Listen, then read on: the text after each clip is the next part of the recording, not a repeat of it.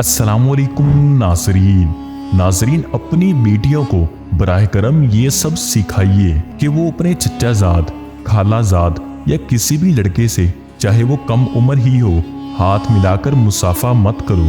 किसी शख्स से बात करनी हो तो दरमियान में काफी फासला रख कर बात करो। किसी भी मर्द से मामला करते हुए हदूद का ख्याल रखो और अपना वकार बरकरार रखो।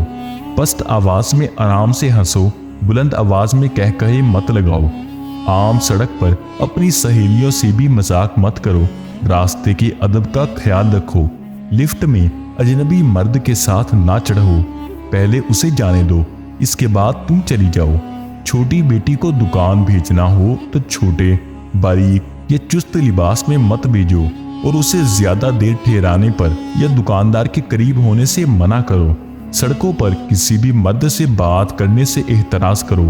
बाज नफ्सियाती मरीज होते हैं और औरत को नुकसान पहुंचाने की कोशिश करते हैं। जब जमीन से कोई चीज उठाने लगो या दुकान, बाजार या आम जगह पर हो तो रुकू के तरीके से मत झुको, बल्कि कमर सीधी रख कर झुको और इसी तरह खड़ी हो जाओ ताकि कोई नाजीबा हैबत पैदा ना हो और जिस्म नुमाया ना हो।